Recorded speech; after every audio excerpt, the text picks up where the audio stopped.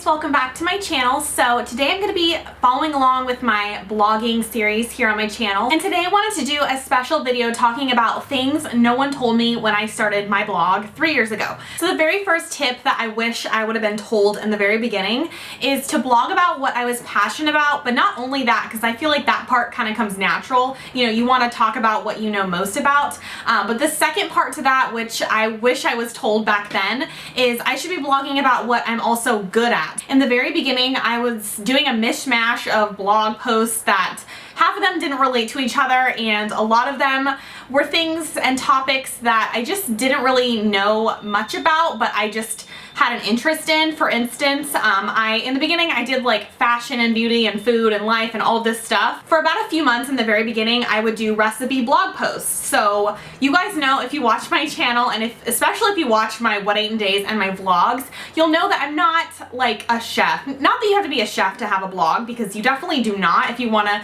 talk about cooking and share your own recipes, but I'm not like, first off, I didn't have the equipment. I was living in, I think, a sorority house at the time when I started my blog, and I did not have the tools or the know-how or basically just even the money to talk on behalf of recipes and things like that. So I remember my first few blog posts, I was talking about like how to make, I think one of my blog posts was how to make bacon cheddar deviled eggs, which I think I deleted that one, but I was at my parents' house and my mom and I made them, and I was like, this is gonna be the best idea for a blog post because people like, you know, deviled eggs. I don't know, people do like it. So you can definitely do that as a blog topic, but for my blog, Daily Dose of Darling, I just don't really feel like it goes.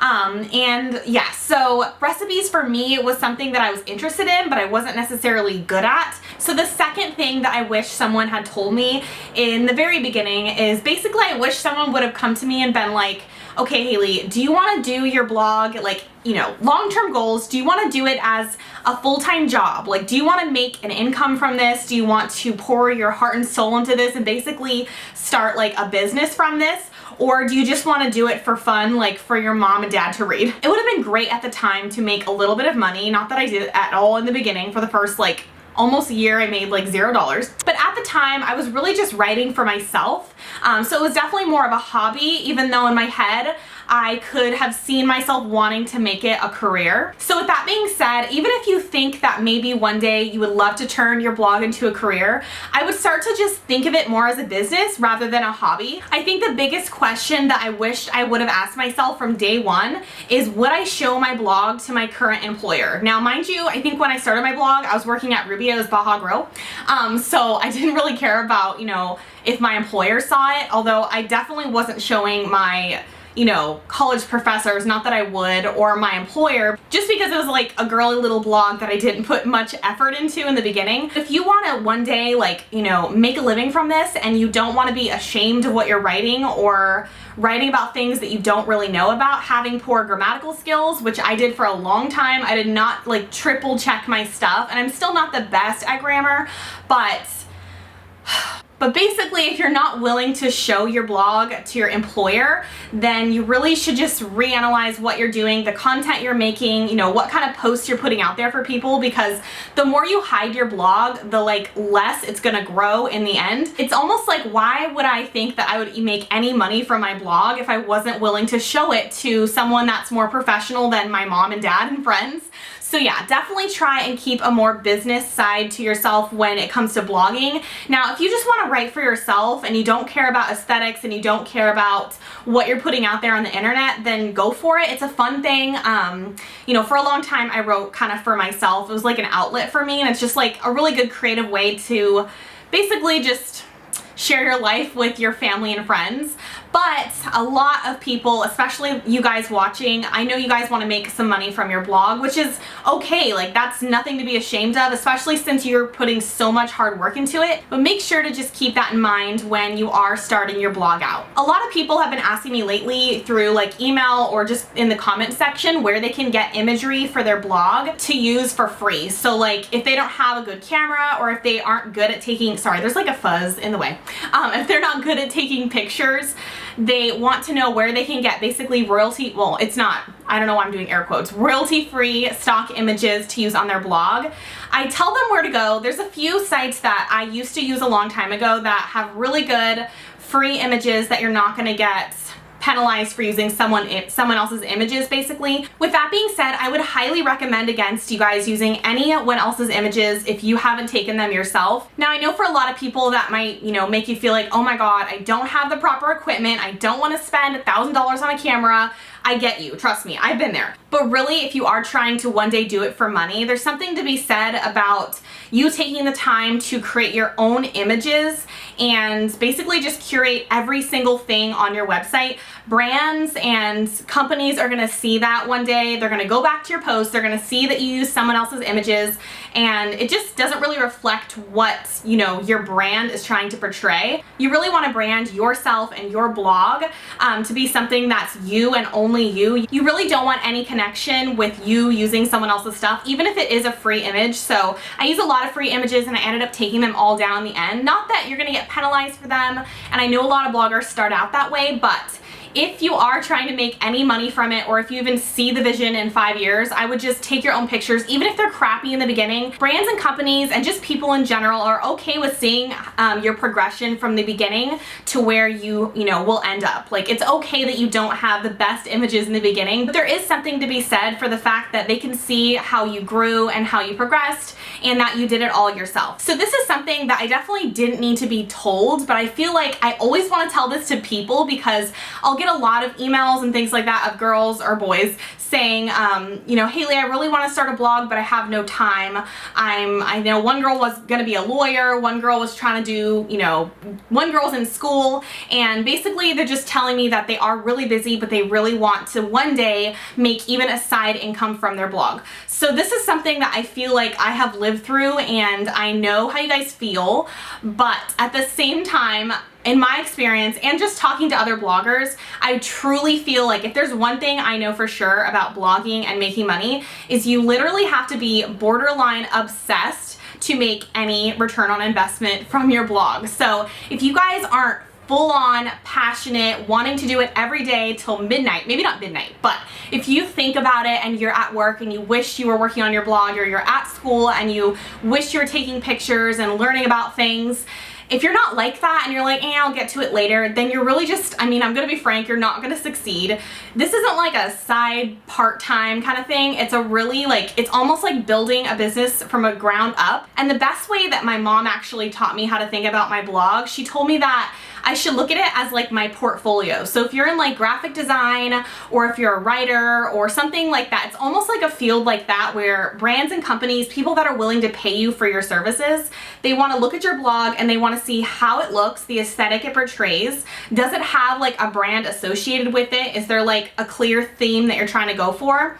Obviously, like how you portray yourself. So do you have good content? Is it okay? Are you kind of like taking content from other people and not, you know, creating your own? They want to see all that stuff as almost like a portfolio or a media kit. That's what your blog portrays. So if you're not willing to put in a lot of time and a lot of effort, because it takes years to build up a really good portfolio, then it's going to be really hard for you to make a dime, honestly, and gain your audience. So the fourth thing that I wanted to mention, I wrote down, it's one of the biggest things that I have to say about blogging, is you literally cannot give a crap about what other people think. And I know a lot of people are always asking me, oh, how do you feel about negative comments or whatever? And I literally don't feel anything. Like, I feel no emotion towards negativity when it comes to something that I pour my heart and soul into. And people don't really see that side of you. All they see is your cute little blog posts, your Instagram pictures, you know, you putting up posts here and there, and basically you spamming their feeds. They don't really see like I mean, they might see the passion that you feel, but they won't know the dedication and hard work, and also like behind the scenes of you pitching yourselves to brands and companies that I've been doing for years.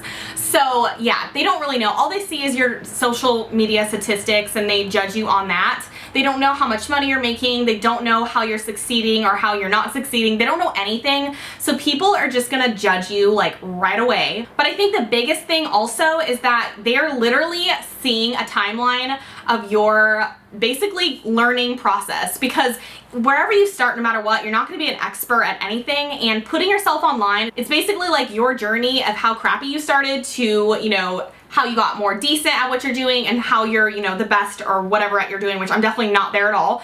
But friends, family especially, they're very opinionated because they know you, and also strangers are very opinionated as well. So they're quick to judge and they're quick to see, you know, your learning process, and they can see everything and go through all of that with you. Trust me, a lot of times, even my mom would be like, Hayley, what are you doing? Your link is broken. My sister would be like, Hayley, your grammar in this whole paragraph is terrible. And friends would be like, Hayley, what are you wearing? That is the ugliest outfit. And I'd just be like, guys, I'm sorry. I'll try and correct it for you. Thank you for letting me know. But it's a learning process, and I appreciate everybody's like criticisms. But at a point, like, you just have to do it. Like, you have to make mistakes. Like, even though you might not be good at grammar, you might not be good at taking pictures or, you know, doing all that stuff, it's a learning thing, and in the end, you're gonna learn it even through the criticisms. And that's another thing, it's not just with friends, family, and strangers, it's also from companies. For the first like 2 years, I would pitch myself to companies through affiliate networks and basically just through reaching out on the company's website, and 9 out of 10 times they would say no. Like, no, we don't want to work with you. No, you're too small for us, which is usually the case. Or no, you don't fit what we want to do. Or I would just get no response. And I'm just so used to it now that it doesn't hurt my feelings. I don't feel like bad about it. I understand that I have to bring something to the table for these companies to work with me as much as they do. It has to be like an equal shared thing. So yeah, I've just now, after all this time, I've been hearing a lot more yeses than I have been no's, and it just feels so much better. But at the same time, you get used to hearing no a lot. A lot of people are asking me about Like to Know It, which is Reward Style, which is like an affiliate marketing company. It's their Instagram platform to where you can basically make money through Instagram posts. I just got into that this year, so I'm not able to speak on that really. I have made a little bit of money through Like to Know It, but not enough for me to like talk all about it. It's a way bigger bloggers, in my opinion, can make a good amount of money. If you're smaller like me or mid-size, you're not really going to make a lot, since you have to have a lot of Instagram followers. So definitely try it out. You do have to apply for it. I believe you have to have so many blog followers like on your blog and readers to get accepted into the program. And I was denied the first time, so don't feel discouraged if you're denied from them. Just keep applying, keep updating your blog. Everything's a learning curve, so you have to just keep growing before they accept you.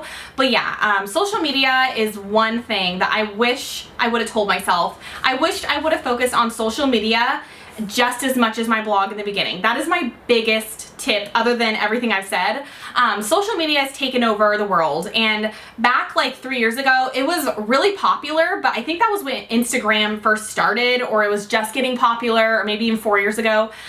So I wasn't really into it, and I've just now realized, not just now, but this year I've realized the importance of it. That's why I started my YouTube channel, because it's very influential. So if I don't have the social media stats to back me up, I at least have my YouTube channel. So basically, I would say focus on one platform that is natural to you. So for me, that's YouTube and Instagram a little bit, but yeah, focus on one platform, because it's really hard to like be a master of all of them. I don't think I've ever seen anybody get all the numbers on all of their platforms. So focus on one in the very beginning and do it really well, just as much as your blog. A few more questions that I get are, how can I increase my blog traffic, and also how to track how many people visit my blog or your blog.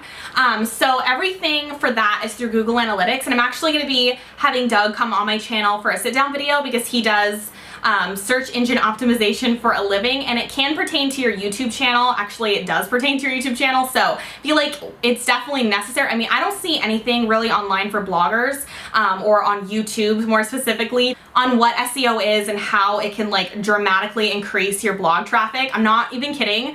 SEO, once Doug started doing my blog, it is literally skyrocketed the amount of views that I got on my blog in a very short amount of time. A lot of people rely on social media to get views on their blog, but it was never enough for me. Like, having a social media audience didn't drive the traffic that SEO did, and luckily I have my soon-to-be husband to like tell me what to do, because without him I would have hardly any like blog traffic. So I want to bring him on for our next video, so yeah, hang tight for that. So that is it for this video. If you guys liked it, then please give it a thumbs up below and make sure to subscribe to my channel if you haven't already. And if you haven't, all my other videos, please leave the link to your blog down below so I can check it out, and I'll definitely comment on your blog and look at it. I'm not just saying that. So if you haven't already done that, please leave the link below. And yeah, thank you guys so much for watching, and I will see you next time. Bye guys.